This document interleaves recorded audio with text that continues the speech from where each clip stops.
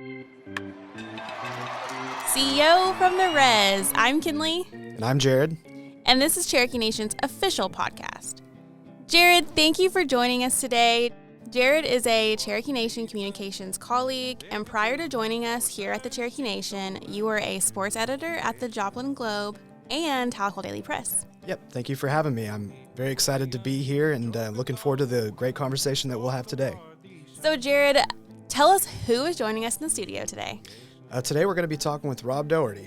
If you're here on the Res, you definitely know Rob because he's the MC at our annual Cherokee National Holiday Powwow. He also worked for the Cherokee Nation for many years. And he also has a new book titled Native American Major Leaguers. Welcome to the podcast, Rob. How are you? I'm doing well. Good morning. Good morning. Good to see you. Yes. I don't know if you know, Jared, but Rob is my former boss. Oh, I really? worked for him. Yeah. So we go way back. You have the deets on her? Oh, I don't dare to even say anything. No, we had fun. It was good times. We did. Well, again, we're glad to have you on the show. Thank you. We're definitely interested in your story. Introduce yourself and tell us a little bit about your book. My name is Rob Daugherty. I'm from a little community called Oak Hill, which is just outside of Jay, about 7 miles, and a family of full-bloods that spoke Cherokee. So I'm a first language speaker, and baseball certainly being played by my entire family. You just kind of fall into it. And that prompted me to culminate to now a book that came out called Native American Major Leaguers. And I put major leaguers on there because we have a lot of people that will come up to me even at our powwow at the holiday saying, my uncle so-and-so in Stillwell was this and that. And I said, well, I'm focusing on Major League Baseball. And so that left out a lot of them. But baseball is just something that is a common sport. A lot of Cherokees in the communities, they revel around that. What got you into the sport of baseball whenever you were younger, and how did that lead to you ultimately collecting baseball cards? Well, my entire family is baseball crazy. Cousins, oh my gosh, my uncles, and just all the way down. Baseball was a sport in the communities that I grew up in. And baseball was always something that was there, and something I looked up to a lot of our community members who played baseball, and then all the way through school and even through college and everything. But just baseball was just something that we all were a part of. And having that as my interest base, I guess you could call it, I started doing like a lot of the younger kids that I grew up with and stuff, started collecting baseball cards, and not everybody did, but I had my favorites, teams, players, and so forth, and it just started from there. I still walk into stores every once in a while, buy baseball cards, which just because it's in me, I guess, but I don't pay much attention to them. I kind of choose to do the older baseball players. Where do you get your cards? Everywhere. Baseball card shops where they sell baseball cards, they're disappearing. There's not hardly too many places, but the influx of cards seem to be online.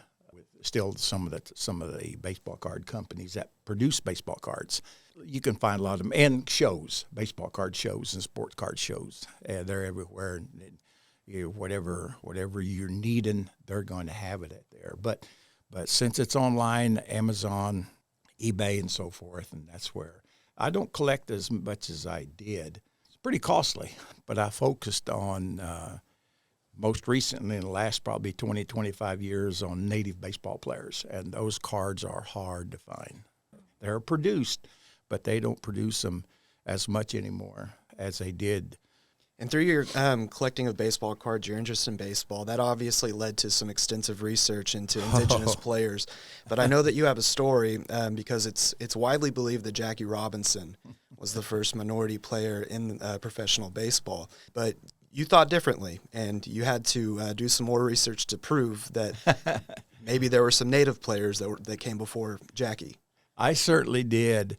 Of course, the sports media, they still refer to, and I still remember hearing back when I was in junior high, middle school. He was the first person to break the color line in Major League Baseball, which was a big deal back in the early days in the 30s and the 40s in baseball, Major League Baseball.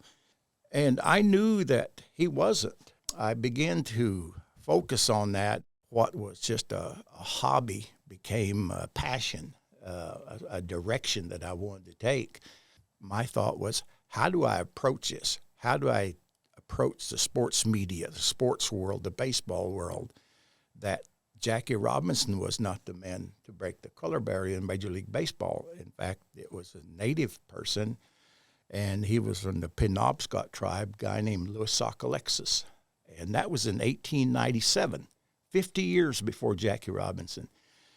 And I knew that there were other baseball players, Allie Reynolds, and even Jim Thorpe. Not too many people think of that. They think of Jim Thorpe, they think of track and football, and obviously so. He the world's greatest athlete.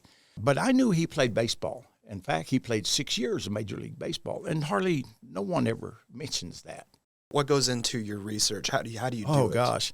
Obviously, you research back to where that person played ball, and you go back to that newspaper or any media outlet and just do research through the Baseball Hall of Fame in Cooperstown, New York. I was getting ready to say encyclopedias, but I'm aging myself now here. And now through Google and everything, thank goodness. It just took a lot of research, and I knew in general a lot about a lot of the baseball players, a lot of native baseball players, because there are still a lot of baseball players who claim to be native, and sometimes they'll even come up with a tribe. So one of the first things I did was I called the Sac and Fox tribe in Stroud. Of course, I knew some people there anyway, and of course I knew better, but I had to make sure I had every documentation available that they were native. And when I say they're native, that means from a federally recognized tribe that they're actually enrolled. You can say you're part of this tribe or that tribe, and I don't doubt the fact that you probably are, but are you enrolled?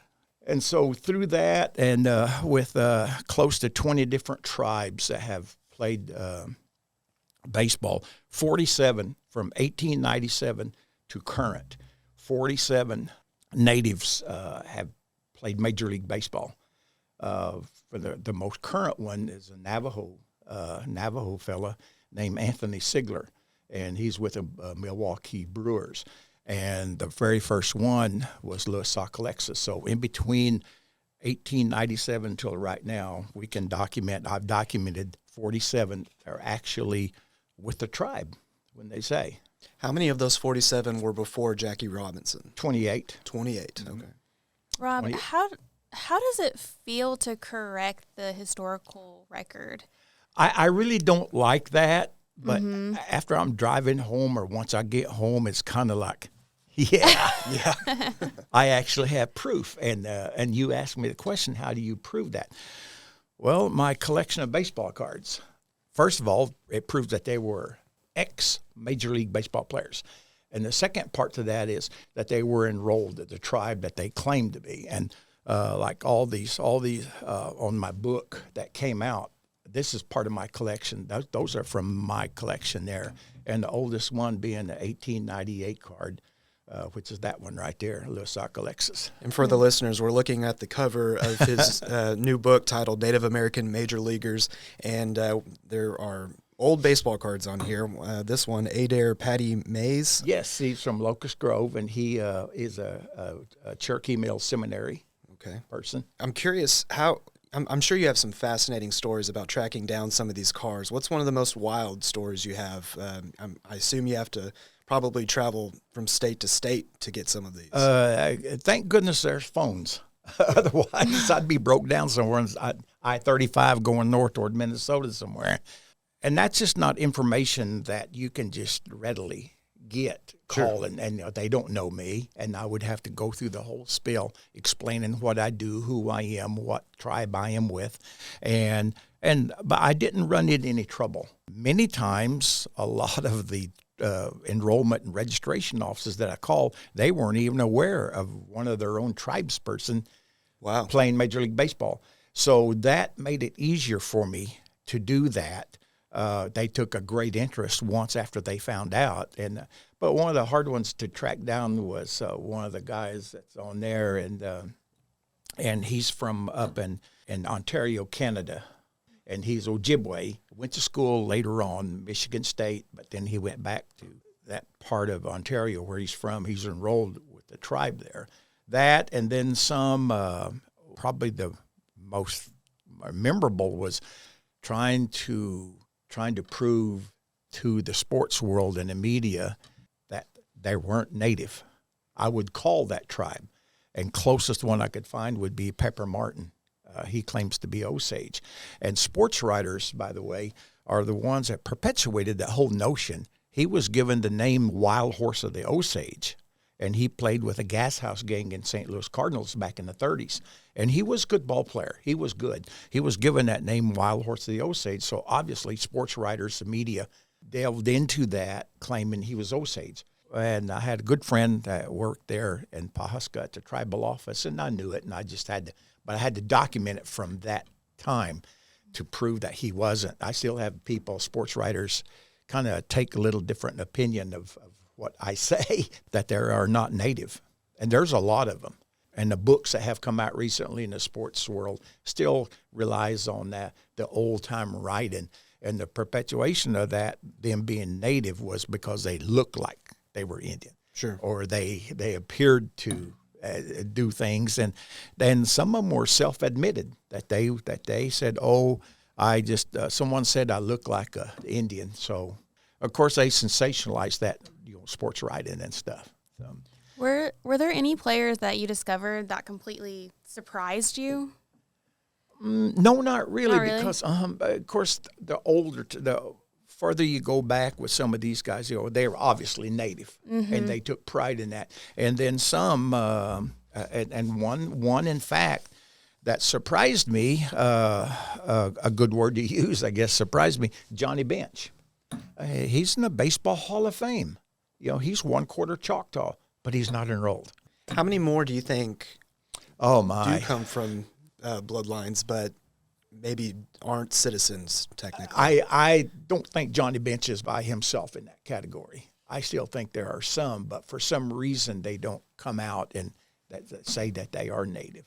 And if they do, the co-editor of the book, he's with an organization called SABR, Society for American Baseball Research, and he's out of Boston. And he just said, "Rob, I know nothing of that. That's your department."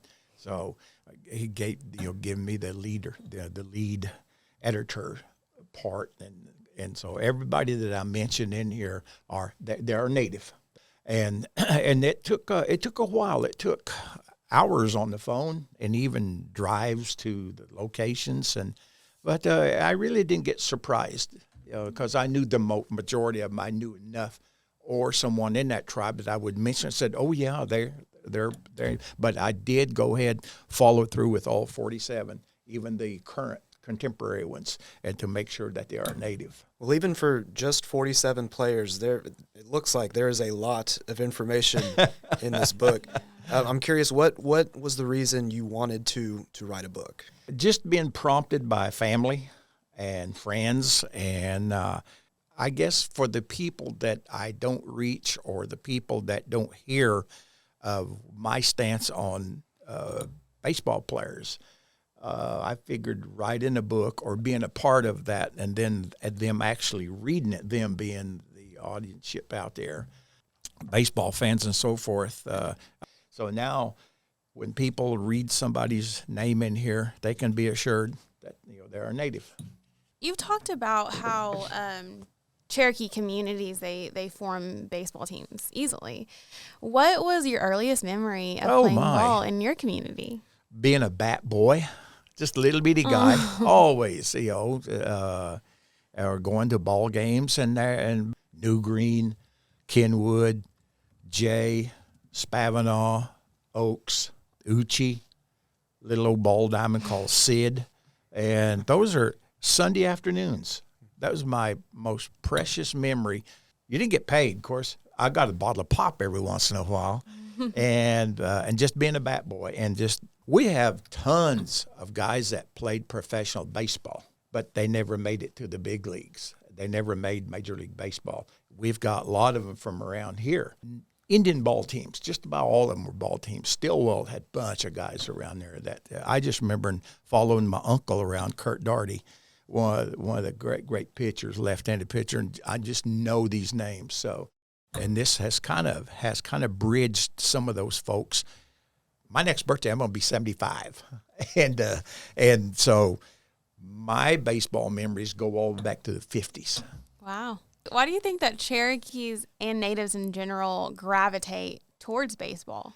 Well, if you, it's a good question. I get asked that, and if you look, it didn't require that you be 6'8", 6'9", and baseball didn't require that you run, the 40 and 4.3 or weigh 285 pounds. I'm referencing football, but baseball was just something that could be played. You can be any size, play baseball. And certainly all of our Cherokee athletes were that. They came in various sizes, and it was a community. It was a community sport. And, oh, boy, do I remember back during the days on Sundays, sometimes you play one game, 2 games, and that's it. No lights or anything, and no crowds except the families that would come out in a dadgone ball field somewhere, cow pasture. Was there someone in your childhood that fueled your love for baseball particularly? My uncle probably, Yeah. Rob Daugherty. Then I move over 12 miles to Spavinaw, Oklahoma, a guy named Mickey Mantle, and just idolized most of the ball players. Willie Mays, Willie Mays that I consider probably the best baseball player. I got to see a black and white TV and got to read all that. Then later on, I was always trying to promote baseball, and I still do, yet to the high school, younger people. And surprisingly, some of those younger people are the ones that's kind of asking me, I didn't know Jim Thorpe played baseball. I said, well, he played baseball, but track and football being primarily his sport. But Jim Thorpe, even though in 6 years Major League Baseball, he ended up with a batting average of 252. Heck, you got guys getting $8 million a year, barely hitting 220 in the major leagues now. You mentioned that you used to watch baseball on TVs in black and white, read about it in the newspaper. It's crazy how much has changed over the years. But I want to get your comparisons of the way baseball was growing up compared to how it is today. They're really wanting to pick up the pace of play. The game's played a little bit different. I think there's it's not a shot clock, but there's a pitching clock. Yeah, pitching, yes. There's a pitching clock now, and that kind of lessens the length of the game, and that's the primary reason for that. Do you like that, or do you wish it would stay the same? No. I mean, if the pitcher is taking a little bit more time trying to figure out with the catcher what to pitch to that batter, it becomes the advantage of the batter because probably they're not really focused on what they're going to do. I don't like some of the modern rules. I think a lot of people have the same belief as you. Yeah, I think so. I think most of your, especially baseball purists, would have that. Do you have a favorite team? New York Yankees. The Yankees. 27 National World Series champions. How did that connection happen? Probably because of Mickey Mantle. I almost consider him like a homeboy. Right. And I've met him several times, talked to him, and so forth. Oh, he definitely knew where Spavinaw, Delaware County, and Mays County is. He didn't leave and forget about that. What do you think that today's Cherokee athletes could learn from these early Native players? Probably taking more pride in being Native. I think you'll take, for example, Ryan Helsley. I mean, shoot, that guy's Indian all the way through. Sequoia graduate. And up the street. Just a little ways. And now he's getting traded. He's leaving the Mets now, we understand. And, of course, with a lot of our Native people, and a lot of times I discover someone being Cherokee through the Phoenix and so forth. I said, well, heck, I didn't know this guy was Cherokee. Then other tribal newspapers and on doing research online stuff, I discovered this other person is Native too, different tribe. You also travel with for the powwows, yes. and I know I always hear about you and Joe Bird going out there into all these Native communities. But how does that Does that help you also to locate these new natives that are playing baseball? How does that? We hear about them. Yeah. We don't probably get to meet them, Uh-huh. but we hear about they. I think a couple of times we were out on Navajo Reservation a couple of years ago doing some work for Nota Begay, the PGA golfer Navajo, and and there was a mention of sports, and a couple of girls said, "You guys are baseball. I've seen something on your collection of baseball," and I said, "Yes." I said, "Well, my cousin."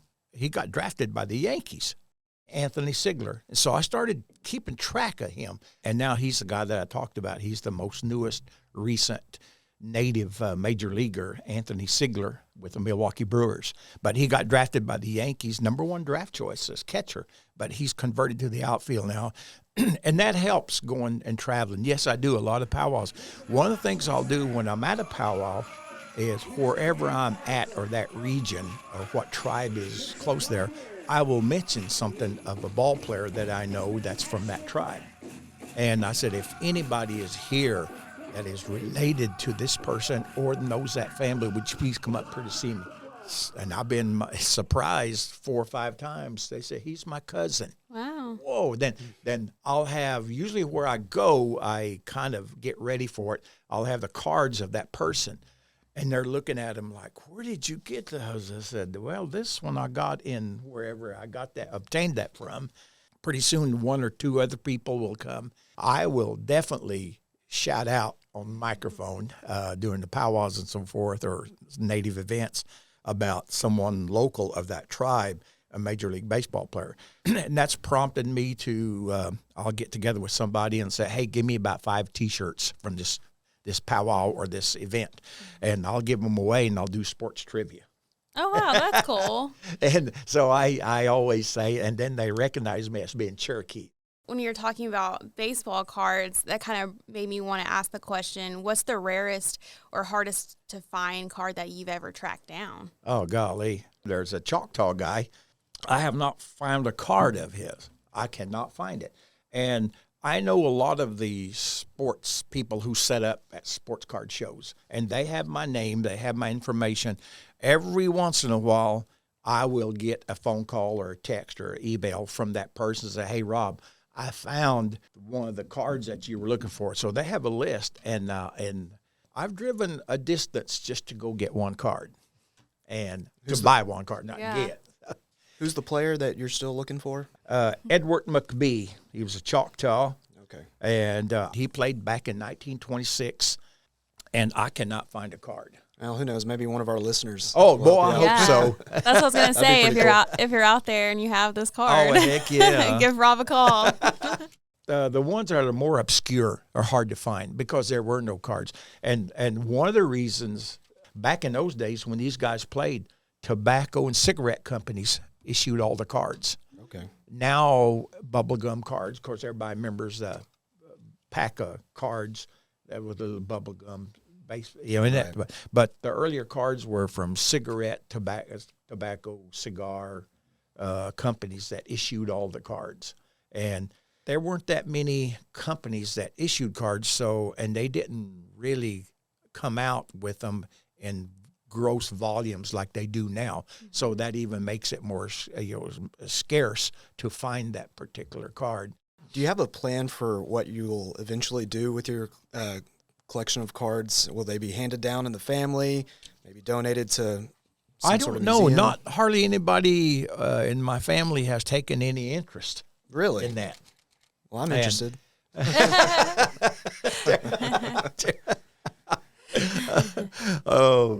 And I've always get asked that question because I know you've got some cards. I have one card of Jim Thorpe. It's not baseball, but it's a football card. It's 1 of 1, only one ever made. Wow. I have that one, and of course that's under lock and key at a safe deposit box. Yes. Oh, yeah. wow. Don't reveal the location. Yeah. That was some of these cards are difficult to find because no one knows their name. No one knows who they are, and that's why I do this, to tell their story, because nobody knows. We've got a lot of our Cherokee guys and a lot of our Indian schools, too. Like Carlisle produced 7 Major League Baseball players. Haskell, where I went, me and Jim Thorpe. Chilocco Indian School, a guy named Moses Yellowhorse. In his senior year at Chilocco, he was 17-0, and he was a pitcher. Pittsburgh Pirates signed him immediately in 1921. He became a sensation there in Pittsburgh. Cherokee Male Seminary, Patty Mays and James Bluejacket. And, of course, Sequoia Indian School, Ryan Elsley. So we have all of these Indian schools, and a lot of them, they'd go back and forth to the schools. And, well, speaking of, like, writing these stories and making sure that these stories are told, were there any stories that were emotionally hard for you to write because of the boarding schools or discrimination or just loss in general? There were several that had similar stories behind them, and a lot of them, they ran away from the boarding schools, and rightfully so, because we hear horror stories about how they treated our natives in the boarding schools. And so I think sports was an outlet for a lot of these. And, of course, there were native ball players were just pure and simple, just athletes. Yeah. A lot of them didn't go to boarding schools, but the ones that did, their story was a little bit different, the punishment level and stuff, even if you spoke your language. Of course, most of these guys could back in the days in the 20s. And if you're a good ball player, and these are good examples of what our younger kids can, I don't care if you go to school, Stillwell, Jay, Tahlequah, if you're good enough, they're going to find you. And the way things are now in the media and how well they're written about and so forth, you compare that to the days of these guys here, you hardly ever saw anybody come to those schools. I mean, who would have ever thought way up there by the Kansas border, Chilocco Indian School, but they heard about because of athletics. They heard about Moses Yellowhorse. And I have a good friend who's a professor at the University of Oklahoma. He wrote a book on Moses Yellowhorse, and he says the same thing, that people discovered this guy because of his greatness. And just about every one of these guys, that's the story about them. They were good and good enough to sign. And then several people who have written about Jim Thorpe. And Jim Thorpe was a twin. I don't know if y'all knew that. No. His younger brother, Charlie, died at 7 years of age. So just think what our sports world would have been with two Jim Thorpes. Yeah. My gosh, the world's greatest athlete. That I still promote that. Personally, it's a drive within me to do that because I'm not going to be satisfied until people know who Louis Leroy was in the sports world. Charlie Roy, Frank Jude, Michael Valenti, a Cheyenne guy from Calumet, Oklahoma. What is Calumet, Oklahoma now? He was a quarterback on the team that Jim Thorpe played on at Carlisle. He was also the kicker. And so he and Jim Thorpe also ran track, too, pretty much. When these names become to be names that are recognized, that's my whole point. That's my whole drive. And to make sure the sports world know of Jackie Robinson was not the first man to break the color barrier, as they say. It was a native person. And before Jackie Robinson, we had 28 natives that did that. But yet I still have a hard time for sports-oriented people to buy into that because we're so accustomed and have bought into the idea of that. I get frustrated sometimes at some of these sports writers that, when I'm being interviewed and so forth, I said, there's something called research. I thought that was automatic if you're a sports writer. I thought so too. And then I said, if I can find 28 guys that played before Jim Thorpe and 8 more after 1947 who are Cherokee, you can too. In fact, you have the buttons that you need to push more readily than I have. But I do get a lot of help from different people telling me, hey, can you check on a guy named so-and-so? And I do. And I have a book that weighs about 40 pounds, about that thick, has every Major League Baseball player, even if they just played one time, even if they just batted one time, I have a book. And they'll tell me if they played Major League Baseball. You touched on this a bit earlier, but of the 47 players, native players that you've researched and written about, do you think that there's one specifically that stands out as far as more notoriety? Not really. I can't say just one guy. I guess I can say You listed off a few earlier. Yes, there's several people that I think. Gene Conley was from Muskogee, and he's the only person in professional sports. Gene Conley, he was 6'8". He was born and raised right around here, and he was discovered. He was 6'8". Well, you're 6'8", you're going to get somebody's attention. He played baseball. He's the only person in sports history to win Major League World Series title in baseball with the Milwaukee Braves, and the same year with the Boston Celtics in basketball. And he's the only guy, 6'8". Well, I knew he was in, but I never knew until I started researching. So I learned a lot. Probably some of the older ball players and the early ball players, I shouldn't say older, early ball players. Lou Bruce, he was a Mohawk, part of our language family with the Mohawks. He's a St. Regis Mohawk, and he was a pitcher. And he played way back in 1904, I believe. And he became a dentist, and went to a dental school, and went to a theology school, and he was a minister. There's not much written about him. He walked away from baseball on his own because he was against playing on Sunday since he was a theologian. He said, and of course, I'm not going to have a job that tells me I have to play ball on Sunday. I said, no, and that was his commitment to that.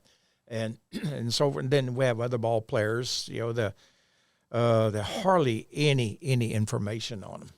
Now, in this book here, of course, when this first idea about a book came out, a good friend of mine now, named Bill Nowlin from Boston, Massachusetts, and he's with Sabre, he said, would you be interested in helping us? In fact, you would take the lead on that because we know nothing about Native ball players, and we can't hardly find anything. And I said, well, I've been able to find some things. Would you be offended if we pushed a button and notified all the people that we need biographies written? And some already existed. When he asked me that, I'd been crazy to say no. Somebody who writes for ESPN, senior writer for ESPN, can do. He'll pick up the phone. I'll do Tommy Warren or somebody, a Muskogee Creek guy, and I said, shoot. He said, what they could probably do in 2 weeks, it will take you and I, Rob, probably almost a whole year, because of the resources that they're available for sports writers through modern technology. They can walk into any museum, baseball museum anywhere. They have a free carte blanche pass, whereas I'd have to go cut through ricks of wood to come up with $100 to pay to get in. And I thought, sure. Probably by that same day when this thing went out on the 47 ball players, by that afternoon, they were already gobbled up. And gobbled up meaning some of the writers who are sports editors for major newspapers, Boston Globes, Washington Post, Philadelphia Inquirer. Some of those guys said, we'll do that. And a guy named Joel Ripple did one on Ben 10 Cup, from Adair, Oklahoma guy. And very, very, very, just very interesting story in the background of these guys. So all these guys that had written the biographies, they wanted to. Didn't get paid, They wanted to. And so what I thought was going to be maybe less than 40, 50 pages by my own research and everything, all of a sudden became 316 pages long. And this big book. Yeah. Yeah. And before we forget, what are some of the ways that the listeners can get this book? Well, it's being sold on Amazon, and of course the publishing company through Sabre, Society for American Baseball Research, and Barnes and Noble. Gift shop too, right? Yes, they're going to. Yes, I'm working with Diane over there at the gift shop. And in fact, some of the people have ordered like 3, 4, and 5. And that's when I had them. Now I'm out. Now I'm waiting for my allocation again.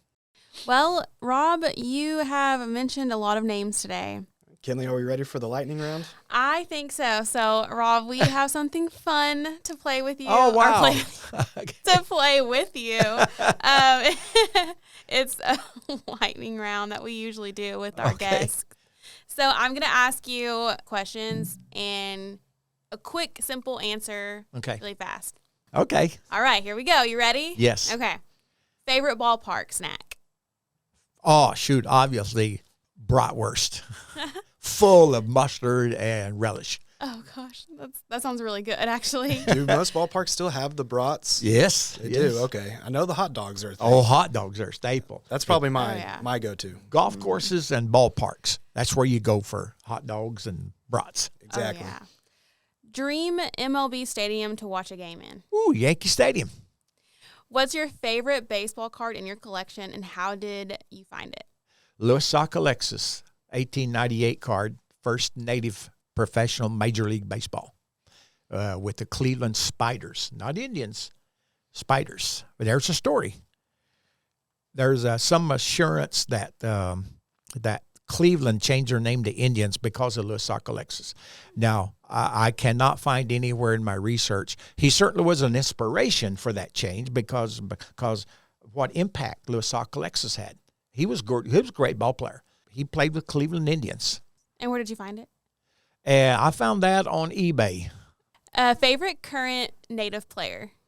Aren't there two right? How many are there right now? Right now, I think there's 4. 4. Yeah, Okay. probably Anthony Sigler and Ryan Helsley. Pitching, hitting, or fielding, what's the most fun part of the game? Ooh, fielding. Best baseball movie of all time? Ooh, Oh, that's a tough one. that's a great question. Oh, my gosh. We'll have arguments at home with that. But I guess mine is, because it's so nostalgic and everything, is Field of Dreams. Nice. That's a Kevin good one. Costner movie. DH or no DH? No DH. Walk-off, home run, or no-hitter? Which would you rather witness? A no-hitter. Oh, and we have a question from our editor, Sam. What's the most you've ever spent on a baseball card? There's a reason they're collected. You're going to find them in enclosed cases at card shops, and they're not going to be just $100 either. Yeah, from other collectors. Rob, you're definitely doing some great work. Thank you so much for joining us today. Thank you. Thank you very much for having me. Thank you for coming on the show. Thank you. Thank you.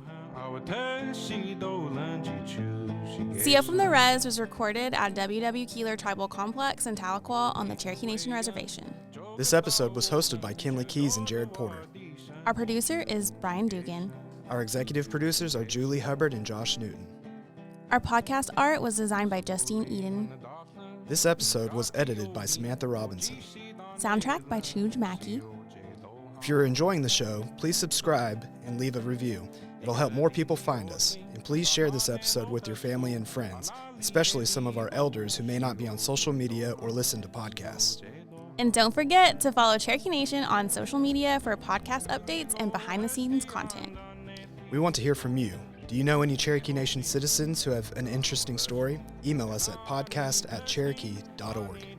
Until next time, stay connected, watch out for each other, and Siyo from the Res.